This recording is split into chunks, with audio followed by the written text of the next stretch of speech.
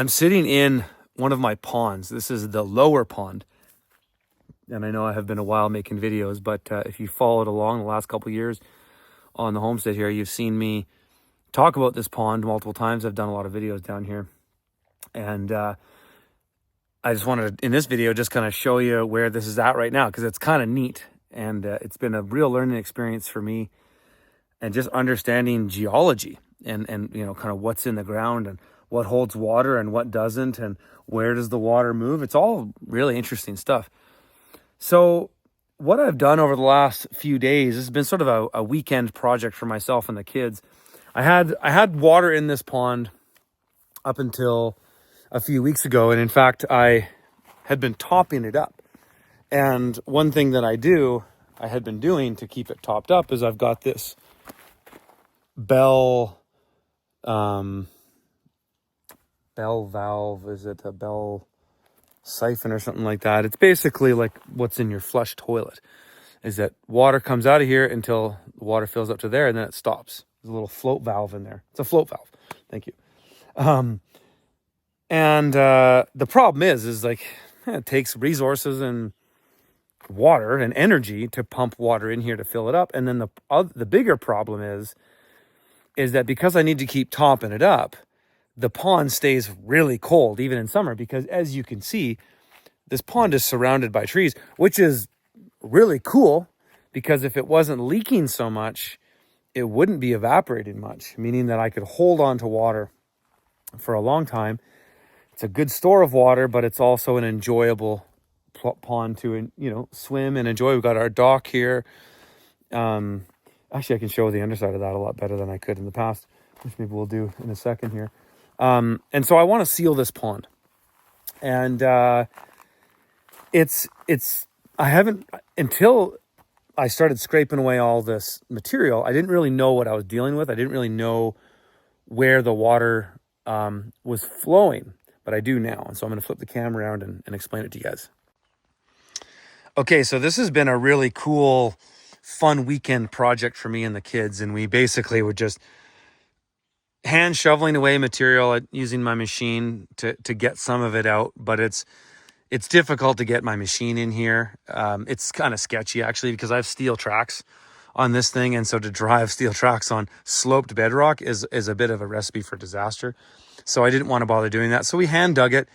And also, just, you know, the fun thing for the kids is to take the hose and spray down the water, or spray down the material, and it just keeps going downhill. And so it was kind of fun. And so it's a thing the kids and I could do over the weekend. And you know, having a little aquatic zone for children is a lot of fun, because they catch, you know, all kinds of critters in the water, and water beetles and newts, or, you know, little frogs and snakes and stuff like that. So it's been a lot of fun. But essentially what we've done is I've just totally exposed this bedrock shelf, and it's really neat because you can see physically why this place was a pond to begin with. And this pond was naturally occurring. It was already here. But when I bought this property, the sediment was, you know, pretty much up to here. And then we dug and we excavated all this material. It was really nice soil, and I used it in the gardens. And so that was a bit of a process. It does hold water, but it does leak, and the spillway is that way. And I know that because I can see it when this pond is full, like in the winter, coming out of winter, when all the snow's melting, this pond is full. The level of it is right here, which is about right here. And then the spillway, we put this dock on the spillway, and it all just spills out and goes down into my drainage system, where there's some culverts that cross the road and things like that. But yeah, what's been really neat about doing this project is seeing exactly where the water leaks out. And it could leak in a couple different places, but because you can see the ground up here is uphill, and there's bedrock up there too. Not much is leaking out that way, albeit there probably is some, because you can see this bench keeps going this way. You can see here it's up like this. So here there's a bit of a keyway, and it's kind of neat. When my kids and I were cleaning this off with water, we would just see all this water kind of hit this little crack and go in here. And then when I dug down into here, what I found was this really fine sand material. It's like a sand clay material. And that's showing that the water is going this way, because that's downhill. And then this is the main area the water's leaking out. So these are going to be the areas that we're going to need to seal in order to hold on to water in this pond. And what I want to do is keep this bedrock. And I don't want to seal this because it looks super cool. And underneath water, it'll look even cooler. And it'd be kind of nice. Like, you jump in the pond, at this point here, I'm 5'10", so I'm probably, if I'm where I'm standing right now, I would be about chin deep in the water. If I walk down to this little point here, maybe I'm 6 feet, so I'm just underneath. And down here, I'm probably about 7 feet deep underneath where this water line will go. And so when we were cleaning this off, I built a big siphon. And so I ran a 1.25 inch prime 100 line, which I have a lot of this material, used my skid steer to mount it on a roll, or take the roll and put on the skid steer. And then I just pulled it all here. I pulled about 200 feet of line, and I'm going to keep this line in here so that if I ever need to drain this pond, I can do that by just, pushing some water through that line. Once it gets past the point where it starts to go down, then the siphon just will suck everything down. And so I emptied, this pond settles at about this point where this is where the water will just sit in perpetuity. And so it won't drain any further than that, because that's where the bedrock is. And it probably is so that this bedrock beyond this soil here goes up. And so I needed to drain past it to expose the rest. And so that's what we did. And then to get this last little bit of water, and it's been raining today, so that's why there's a bit more here, but I've just put a sump pump in there, and with a tote around it, because there's a lot of just mud, sediment, real fine silt. It's a really thick mud. It's like a really thick clay. I've used that to just pump the last little bit out of it. And so my plan is to seal this with a liner. I'm actually just waiting on some quotes from a couple different water supply places, and we're gonna get liner and run it down and overlap it with the rock, and we'll seal it with something. It could be bentonite clay, but it could also even be an acoustic sealant, to just seal it real tight so that the water doesn't continuously go underneath the liner. And then the other thing is, how do you make sure that when you line it, say the liners go around with following this, I'll remove some more of this material and expose some more rock here. How do you make it so that the water comes in here? And so that leads me to show you a little bit about what's going on here. There is, just underneath these rocks here, a French drain. So this is a 4-inch drain tile, big O, we call it, with a sock, which is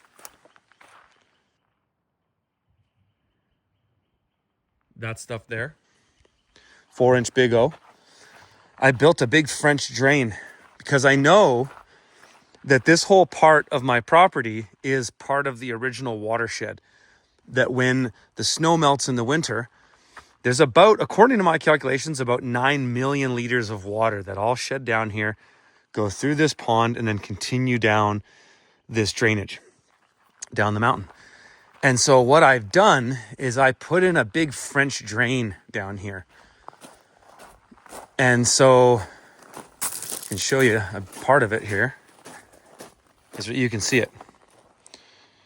So about 6 inches underneath this, there's a drain tile, and then it all just goes along here, and it just goes right into the pond, which is the natural way that it went anyways. But by putting this French drain in here, it means that I don't get any mud here in the winter when it's all draining, which is nice, or in the late winter, early spring. So it'll just come down here. And so what we'll do is when we seal all of this, we'll seal underneath that drain tile. And what I'll probably have to do is expose this a little bit, take that tile out, and then put a rigid one for the last, I don't know, maybe it'll be 10 feet.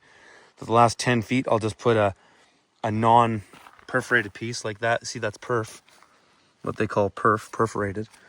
I'll get a non-perf piece that'll go over the liner so that it'll deliver the water over that liner, at least the vast majority of it. It's probably inevitable that some water, as snow even melts, say here, is going to slide underneath that liner, and there's not much you can do about that.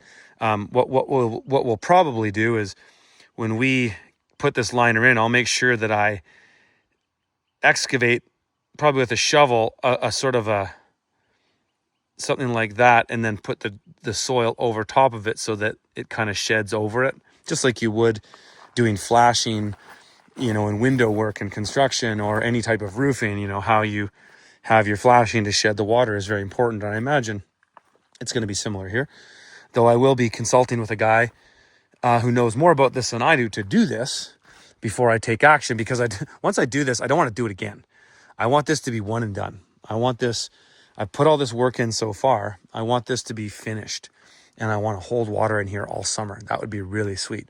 And that other pond, if you followed my vlogs of the last number of years at the homestead here, the other bigger pond I have is up here. And probably where I stand right now at this level, at head level, is not, which say is maybe where that little surfboard is not even the bottom of that other pond. So that other pond over there is a lot deeper and bigger. And that's a whole other can of worms. I'll do another video on that too. And I'm kind of waiting on these quotes to see if this is with the liner, what it's going to cost, and then what it's going to cost to approximately do that one too. Because I would love to do that pond. It's just a lot bigger of a deal. Actually, you know what? Let's walk up there and check it out. So this pond up here is when we were doing this originally, this was what we called the reservoir pond, and then that was the catchment pond. And the idea was catch water down there and then pump it up here. But pumping actually takes quite a bit of electricity.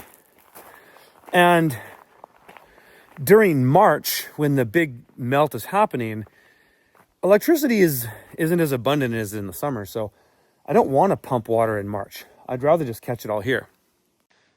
So this is the reservoir pond. I'm standing on the dam here. This is the Keyway Dam. So this is all part of that same bedrock shelf. So I'm not losing water in the bedrock. There's no way. I'm losing water most likely here predominantly is this bedrock sheet goes down and we pick it up where we were, and it's just sliding underneath the dam.